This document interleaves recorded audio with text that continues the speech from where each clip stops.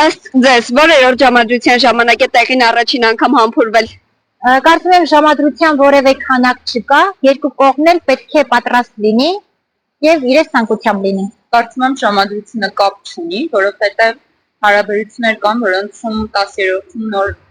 կարող ես թույլ տալ։ Հարաբերություններ կան, որ երկրորդում արդեն նորմալ է։ Արդյոք նորմալ է համբուրվել հենց առաջին ժամադրության ժամանակ։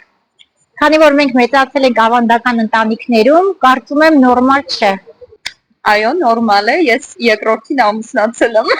Եթե առաջին 3 ժամադրությունների ընթացքում համբույր չի եղել, դա տագնապային ազդանշան է, թե նորմալ է։ Իհարկե ոչ, նորմալ է։ Եթե համբույրից բացի ուրիշ բան եղել է, համբույր չէ, նորմալ չի, բայց եթե ընդհանրապես ոչ մի բան չի եղել, նորմալ է։ Ով պետք է անի առաջին քայլը, տղամարդը թե կինը։ Ըստ իս պետք է անի տղամարդը, քանի որ հայուհին պետք է պահպանի իր կանացիությունը, հեզությունը, զսպվածությունը։